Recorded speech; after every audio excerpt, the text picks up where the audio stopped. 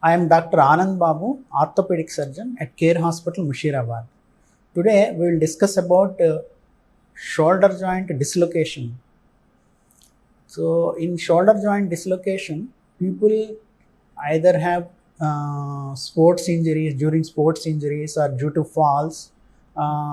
They dislocate their shoulder, and the ball and socket joint in the shoulder is having a cup-like structure and a round ball which sits in the cup. So this ball comes out of the cup because of the tear in the muscles and soft tissues around the shoulder. So this dislocation can be either to the front or to the side, to the back, or to the in a downward direction. So most commonly we see a dislocation towards the front of the joint. So usually it is seen among people following a trivial trauma, and those people may have some weakness of the soft tissues also in the front of the knee joint. So this is called a Bankart lesion. In a Bankart lesion, the attachment at the cup called glenoid labrum gets damaged. Thereby it allows the shoulder joint ball to slip outwards from the cup. So initially in the first attack, when you have first shoulder dislocation, we give anesthesia and reduce the joint back into its position, and keep the hand immobilized in a shoulder immobilizer for a variable period of about 3 to 6 weeks.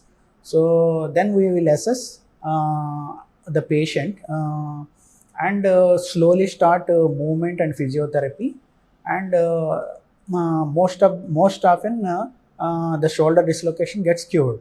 But in some unfortunate people, the tissues doesn't heal, and thereby even after immobilizing for 4 to 6 weeks, the shoulder continues to dislocate again and again. So these people are candidates for surgery. So in the surgery,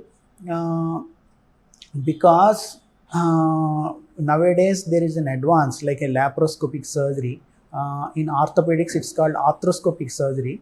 We do with a small incisions, small keyhole incisions, and we put a camera inside and thereby visualize the joint, and the damage to the joint is also assessed, and repair the tissues with suture anchors.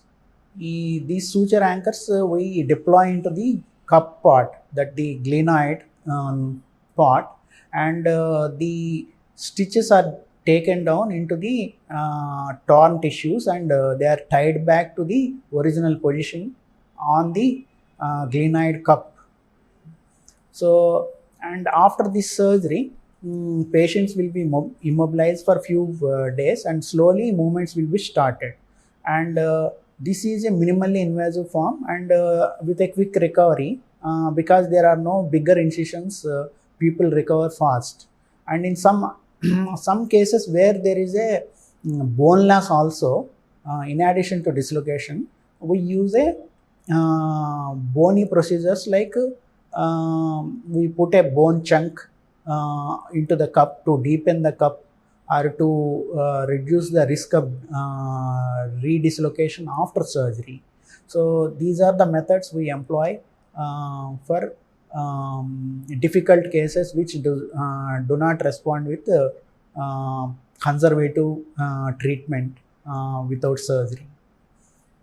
Thank you. Please visit Care Mushirabad if you have any queries about your shoulder problems.